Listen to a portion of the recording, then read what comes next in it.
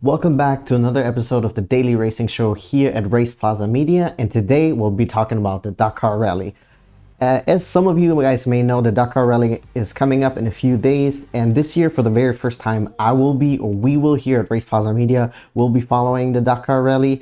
And me having never watched it, I was at a loss. I didn't know what it was about. So I did some research and I found out the most basic information that you need to know to also follow it this year to kind of understand what's going on. So that being said, however, I want to point out that today we're just going to go over the basics, kind of an introduction, how the race works and all that stuff.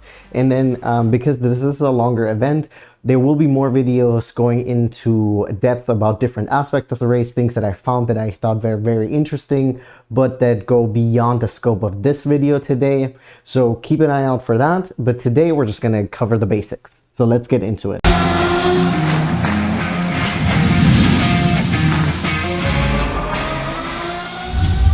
So what is the Dakar Rally? So the Dakar Rally is considered a rally raid event that spans anywhere between 10 to 15 days.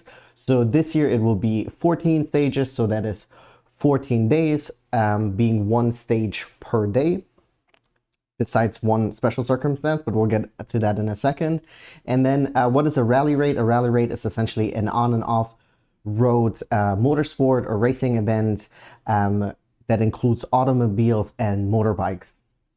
In the Dakar Rally itself, we have 5 different categories. We have cars, trucks, motorbikes, quads or SSVs, and lightweight vehicles.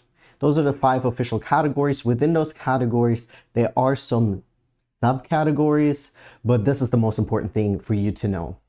As I mentioned, there is a one stage per day, and a stage entails a special stage, which is essentially the part of the race that you usually see probably any type of clips online, because it's the most exciting thing, where a competitor is trying to get from point A to B as fast as possible on and off road.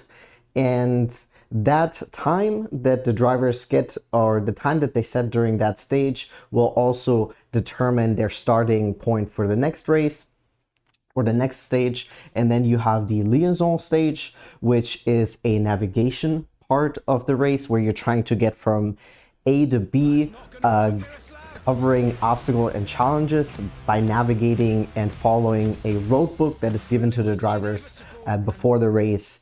And yeah, essentially they have to navigate, which I think is the most interesting part of it all. As someone coming from watching a lot of street race and circus racing, where there is no, you don't need a road book, you know where you're going, you follow, wherever the path goes. So this is very interesting, and we'll get into that a little bit more, but that essentially covers the basics about how the race kind of works.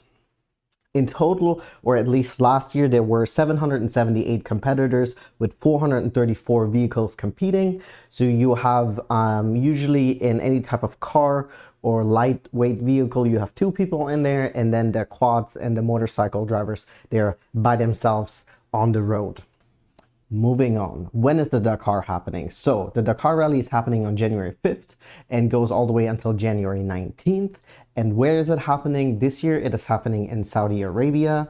I know that the name says Dakar, but it hasn't been in Dakar for quite a while now. I believe at some point they had to move the Dakar Rally from Paris to Dakar because there was war happening in some of the countries that they were traveling through. So for safety precautions, they ended up moving it. And at some point it was in South America, then it was in Qatar, and now it is in Saudi Arabia. And now, also very important, where can you watch the Dakar Rally? So the Dakar Rally is actually not something that you can watch live due to it happening in such a remote place. They're unable to essentially create a stable connection to live stream the whole event. However, depending on where you're located, and I will drop a link below, there are different platforms that provide highlights. So for me in the US, I'm able to watch extended highlights via the YouTube channel NBC Motorsports. You can also watch last year's and the years before on there. So check that out. That is how I will be following it. And of course, on top of that, there will be news and updates on the Dakar website, as well as I believe they have an app for Android and Apple. So moving on, so we got covered. So we've covered what, when, and where. So who won last year? So last year we had Kevin Benavides from Argentina winning the motorbike race, barely by 43 seconds, which I think is very interesting. That in an event that spans essentially 2 weeks, that the number one place wins by barely even less than a minute. So you would think that there would be a larger margin. So that's very cool. I know that they have certain elements that they implement to make sure that the race stays competitive and interesting throughout, you know, the 14 days, but it's still very interesting because I believe there were a few categories last year that had a very small margin. Moving on to the cars, we have Nasser Al Attiyah, who won last year for the 5th time the Dakar Rally, and I know that he's racing this year and he's already signed for a new team for 2025. So first of all, congratulations to you, Nasser, you're killing it. He's 3 away from breaking world record of 8. So we'll see. He seems to be pretty eager, so congratulations. This is definitely one of the drivers I'll be keeping my eyes out for. There's also another driver. His name is Carlos Sainz Senior. People might know his son, Carlos Sainz Jr., essentially, who is a Formula One driver for Ferrari. So I will also be keeping an eye out for him. Anyone else? I don't really have anyone else on my radar, I guess, because I'm pretty new to it. Moving on from that, we have SSV or quads. We have Eric Goskal winning, who was a first-time participant in the quads category and first-time winner. So congratulations. And I do believe also his dad came 2nd place, and the gentleman who came 3rd place was actually leading by 25 minutes on the last stage, and he ended up, you know, I guess having some difficulties, and he lost. He went from 1st to 3rd, so we'll see how he will do this year. We have the lightweight prototype category. Austin Jones won for the 2nd time in a row. Congratulations. And then we have trucks. Janus Van Kesteren won.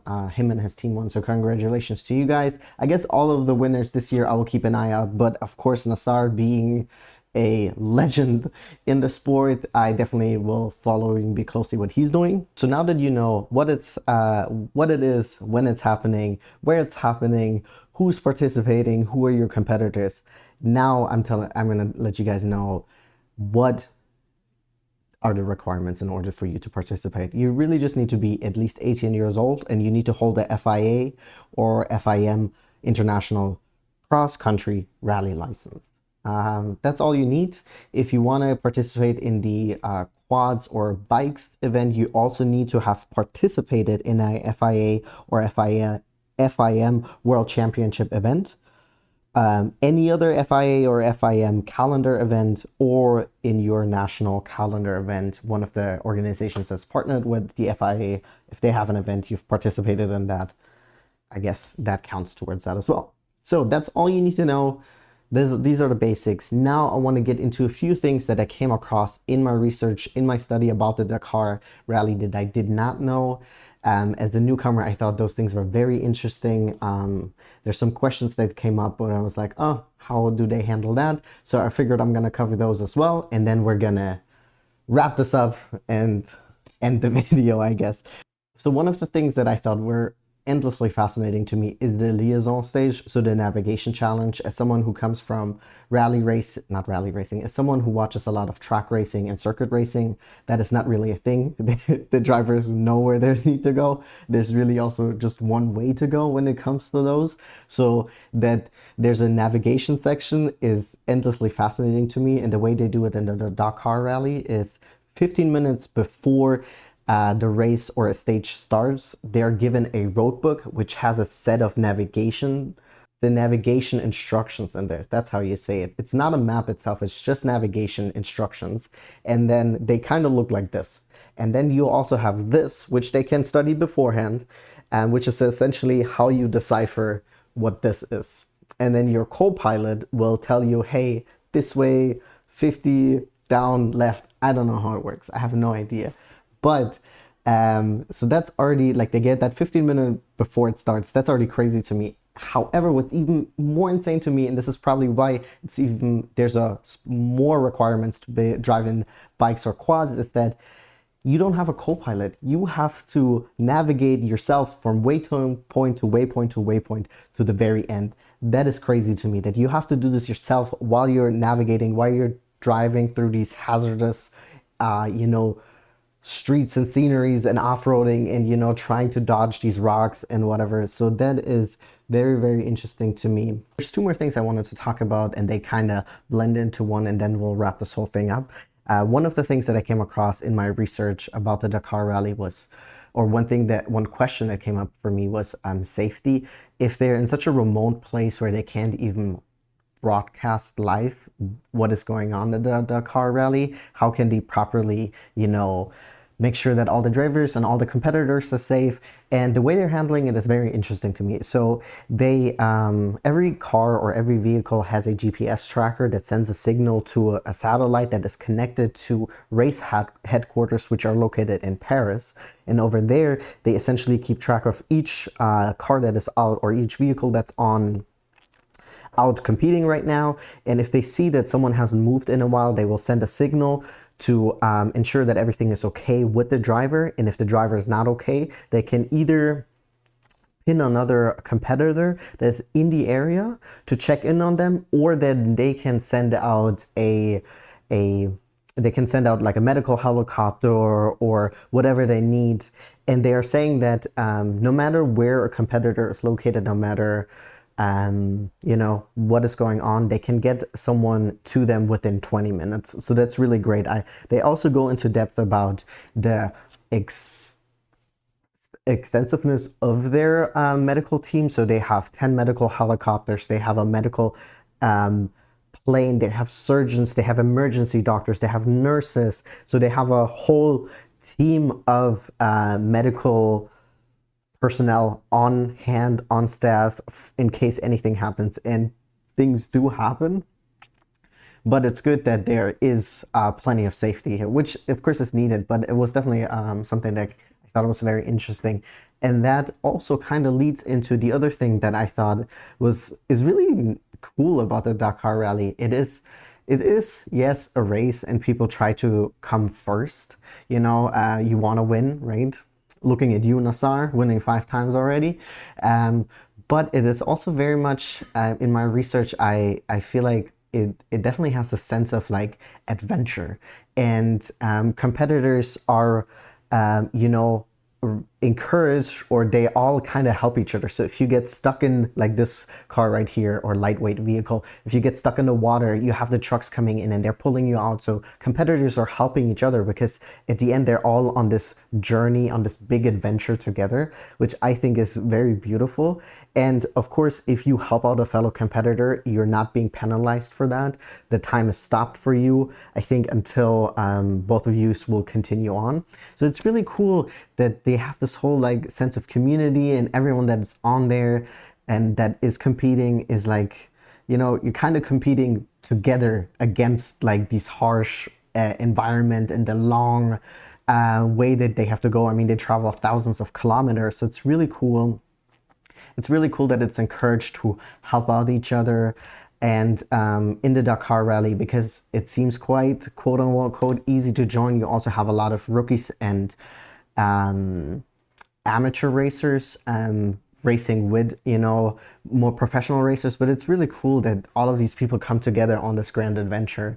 And I did find online also, you guys thought this was it, I found the Dakar manifest, which I thought I wanted to read, which I think also kind of puts what I'm trying to tell you guys in better words. The Dakar Manifest. For all those who grab life with both hands, looking a real challenge for sensation that are both powerful and extreme. For all those that are determined, passionate, who love the great outdoors, those driven by desire to feel alive like never before, those who want to be the heroes of their own story. For the brave who know they are taking part in the greatest rally race in the world, who know that only a few cross its finish line, but who also know that taking part in the Dakar is so much more than that.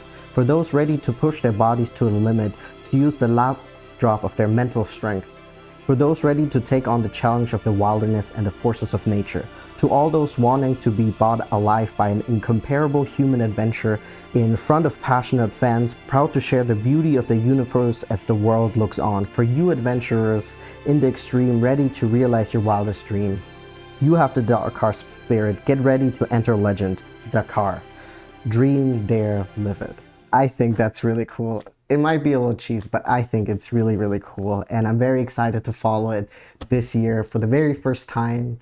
If you're also watching it for the first time, or if you've watched it before, let me know in the comments below if there's any information that I've missed, or I should have added, or that I got wrong. Let me know in the comments below. I'm very excited for this, and also keep an eye out for more videos. There's much more information out there, much more interesting things to learn about the Dakar Rally that I will share with you in the coming days. So like and subscribe, and I'll see you guys tomorrow.